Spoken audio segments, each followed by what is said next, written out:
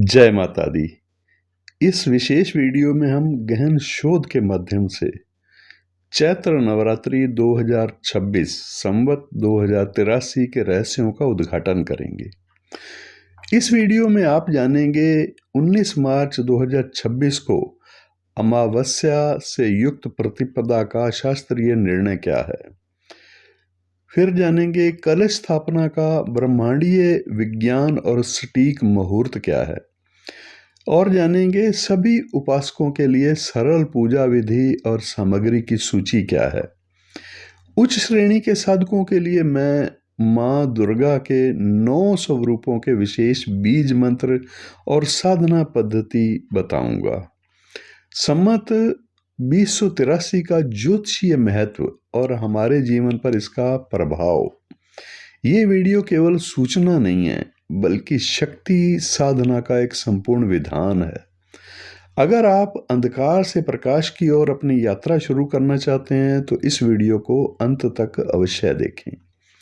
महासाधना चैत्र नवरात्रि 2026 और संमत 2083। क्या आप जानते हैं कि 19 मार्च 2026 की सुबह साधारण सुबह नहीं है। यह वह पल है जब कालचक्र स्वयं को दोहराएगा। संवत 2083 का आरंभ अमावस्या के गर्भ से हो रहा है। आज के इस विशेष वीडियो अंक में आप जानेंगे कि कैसे इस वर्ष की नवरात्रि आपके जीवन में आत्म जागरण का कारण बनेगी। काल बोध तिथि और मुहूर्त का सूक्ष्म विज्ञान के अनुसार इस वर्ष चैत्र नवरात्रि का प्रारंभ 19 मार्च 2026 बृहस्पतिवार को हो रहा है। ये दिन ज्योतिषीय दृष्टि से अत्यंत रहस्यमयी है। तिथि का निर्णय प्रातः लगभग 6:53 तक अमावस्या का प्रभाव रहेगा। इसके पश्चात प्रतिपदा तिथि प्रवेश करेगी। शास्त्रीय समाधान इसका क्या है। साधारण जन के मन में संशय हो सकता है कि अमावस्या युक्त तिथि में शुभ कार्य कैसे करें। शास्त्रोक्त गणना ये कहती है कि नवरात्र आरंभे तु दशा युक्तापि पूर्व प्रतिपदा ग्रहाया, अर्थात शुक्ल पक्ष के उदय होते ही शक्ति सक्रिय हो जाती है, इसलिए ये पूर्णतः ग्रहण करने योग्य समय है। मुहूर्त का विशेष महत्व क्या है। गुरुवार का दिन और प्रतिपदा का योग ज्ञान और धर्म की वृद्धि का सूचक है। ये शून्य यानी अमावस्या से सृजन प्रतिपदा की यात्रा है।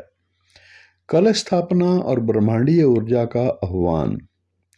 कलश स्थापना केवल परंपरा नहीं बल्कि अपने घर में ब्रह्मांड को स्थापित करने का एक विज्ञान है। इसके लिए आवश्यक सामग्री मिट्टी का कलश, फिर कोई चाहे तो सोना चांदी तांबा या पीतल का कलश भी ले सकते हैं, शुद्ध जल और गंगा जल, आम के 5 या 7 पत्ते, नारियल जटा वाला, लाल कपड़ा और कलावा। इसके अलावा 7 तरह के अनाज या फिर जौ, मिट्टी का एक पात्र जिसमें इसको उगाया जा सके, सुपारी, एक सिक्का, अक्षत और कलावा। श्रृंगार सामग्री सिंदूर, रोली और इत्र भी ले लेना। कलश स्थापना की विधि क्या है। भूमि शोधन ईशान कोण यानी नॉर्थ ईस्ट की तरफ शुद्ध मिट्टी बिछा करके जौ बोएं। कलश पूजन कलश पर वरुण देव का ध्यान करके जल भरें, उसमें सिक्का, सुपारी और अक्षत उसमें डालें। पल्लव यानी पत्ते, श्रीफल कलश के मुख पर आम के पत्ते रख करके आप उस पर स्थापित करें। नारियल और नारियल पर लाल कपड़ा लपेट करके उसे कलावा लपेट करके स्थापित करें कलश पर। फिर माता दुर्गा का ध्यान करते हुए प्राण प्रतिष्ठा कैसे करें। माँ दुर्गा का ध्यान करते हुए कलश को वेदी पर स्थापित करें। सभी उपासकों के लिए दैनिक पूजा विधि क्या है। अगर आप कठिन साधना नहीं कर सकते तो माता भाव की भूखी हैं, इन चरणों का पालन करें। पहले तो संकल्प, प्रथम दिन हाथ में जल लेकर के अपना नाम और अपना मनोरथ बोलें। फिर दीप प्रज्वलन, अखंड दीपक का प्रज्वलन कर सकते हैं या फिर दैनिक दीपक भी प्रज्वलित कर सकते हैं। नित्य कर्म स्नान के बाद सात्विक वस्त्रों को पहने। माता को लाल पुष्प, धूप और नैवेद्य अर्पित करें। पाठ करें दुर्गा चालीसा का या फिर सप्त श्लोकी दुर्गा का पाठ भी कर सकते हैं, ये भी अत्यंत फलदायी होगा। इसके बाद फिर प्रतिदिन पूजा के बाद क्षमा प्रार्थना। पूजा के अंत में भूल चूक के लिए क्षमा प्रार्थना की जाती है। ये 9 दिनों का क्रम और आध्यात्मिक मनोविज्ञान क्या है। मेरी अपनी रिसर्च या शास्त्रोक्त वचन के अनुसार नवरात्रि चेतना के 9 स्तर हैं। महासाधना चैत्र नवरात्रि 2026 अगर आप साधक हैं तो कैसे करें, इसमें विशेष साधना पद्धति क्या है और नवदुर्गा मंत्र क्या हैं, मंत्र का विज्ञान क्या है, साधना का पर्व पक्ष तैयारी और शुद्धि कैसे करें। साधकों के लिए नवरात्रि केवल पूजा नहीं, एक अनुष्ठान है। आसन कौन सा लेना है, ऊनी ले सकते हैं या फिर कुशा का आसन। दिशा पूर्व या उत्तर की ओर मुख करके आपको बैठना है। समय ब्रह्म मुहूर्त में और ज़्यादा अच्छा है। ब्रह्म मुहूर्त का समय 4 बजे से लेकर प्रातः 6 बजे या फिर निशीत काल। मध्य रात्रि में भी ये साधना करना सर्वश्रेष्ठ है। ज्योत, जो आप दीपक जलाएंगे, अखंड ज्योति अगर संभव हो तो 9 दिनों तक के लिए शुद्ध घी का या फिर तिल के तेल का दीपक आप अखंड ज्योति के रूप में प्रज्वलित कर सकते हैं। नवदुर्गा के विशेष मंत्र और साधना पद्धति क्या है। प्रत्येक देवी का एक विशिष्ट बीज तत्व है।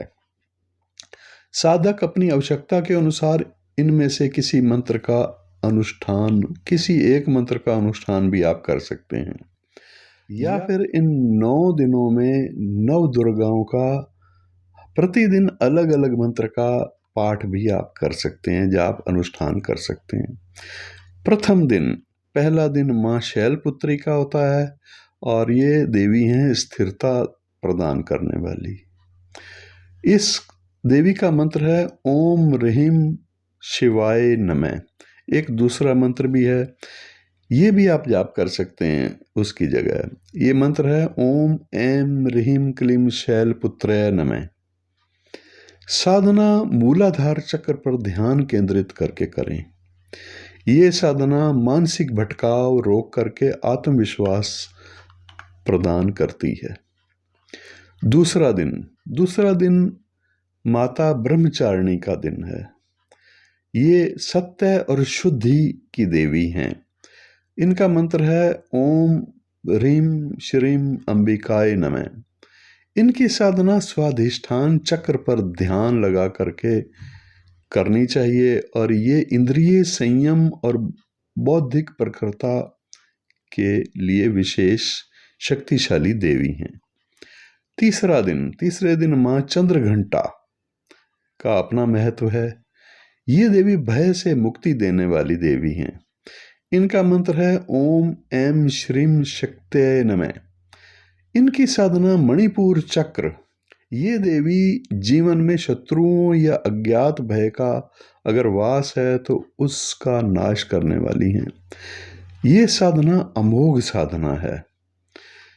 चौथा दिन है माँ कुष्मांडा का। ये सृजन और ऊर्जा की देवी हैं।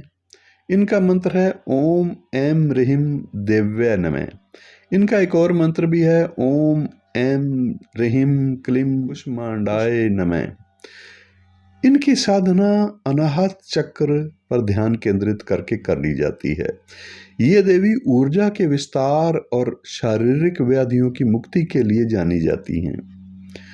पंचम दिन, पांचवा दिन है माता स्कंद माता का। ये देवी ज्ञान और वात्सल्य देने वाली देवी हैं। इनका मंत्र है ओम क्लीम स्वामिन्य नमः। इनकी साधना विशुद्ध चक्र पर ध्यान केंद्रित करके करनी होती है और ये देवी प्रदान करती हैं साधक को एकाग्रता और मोक्ष की इच्छा रखने वालों के लिए ये साधना सर्वश्रेष्ठ होती है। छठा दिन है माँ कात्यायनी का। ये संकल्प सिद्धि की देवी हैं। इनका मंत्र है ओम क्लीम श्रीम त्रिनेत्राय नमः। इनकी साधना करते समय आज्ञा चक्र पर ध्यान केंद्रित करना होता है। विशेष रूप से ये देवी विवाह से संबंधित बाधा या फिर और कोई भी रुके हुए कार्यों की सिद्धि हेतु बड़ी मदद करने वाली देवी हैं। उसके बाद सातवां दिन है माँ कालरात्रि का। ये देवी नकारात्मकता का नाश करने वाली देवी हैं। इनका मंत्र है ओम ऐम ह्रीं कालरात्रय नमः। इनकी साधना सहस्त्रार चक्र की ओर ऊर्जा का प्रेषण करते हुए महसूस करते हुए करनी होती है। तंत्र बाधा और घोर अज्ञान का नाश करने वाली देवी हैं। इसके बाद आठवां दिन माँ महागौरी का और सौभाग्य और शांति की देवी हैं। इनका मंत्र है ओम श्रीम क्लीम वरदाय नमः।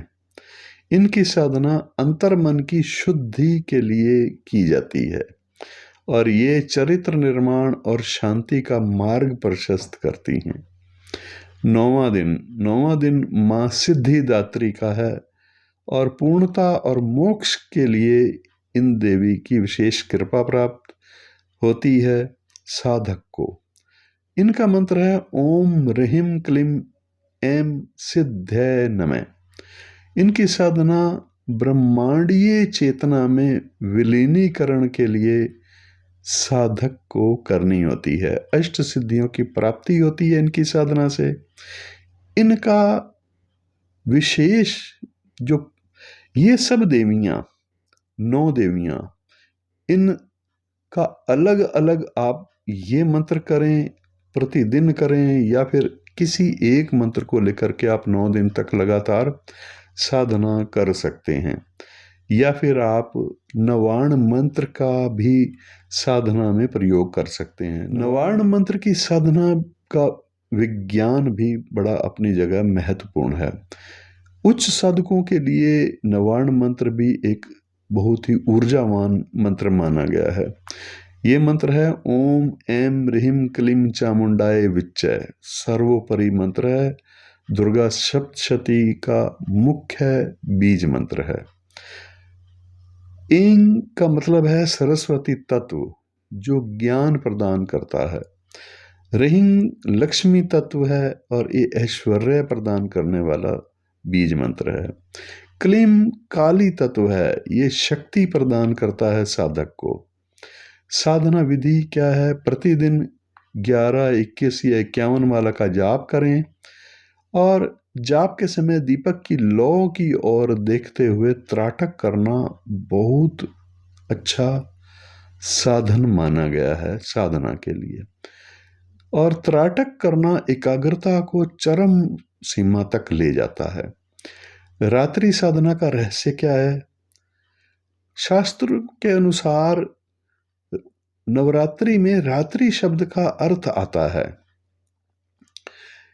वह समय जब बाहरी दुनिया सोती है और आंतरिक दुनिया जागती है। निशीथ काल क्या है और इसका महत्व क्या है? रात्रि में 11:30 से 12:30 के बीच किया गया जप, ये निशीथ काल में किया गया जप 1000 गुना अधिक फलदायी होता है। मौन साधना, इन दिनों कम से कम बोलना चाहिए और वाक संयम करके ऊर्जा को संचित करने का ये एक बड़ा गुप्त रहस्य है, गुप्त तरीका है। संमत 2083 का विशिष्ट योग क्या है? 19 मार्च 2026 की ये नवरात्रि गुरुवार से आरंभ हो रही है। बृहस्पति, गुरु और शुक्र का प्रभाव इस वर्ष साधना को सात्विक और राजसिक दोनों प्रकार के फल प्रदान करेगा। जो साधक इस वर्ष मंत्र सिद्धि करेंगे उनके लिए वर्ष के शेष दिन अत्यंत सुगम आसान होंगे। प्रिय साधकों, ये था साधना का गुप्त पक्ष।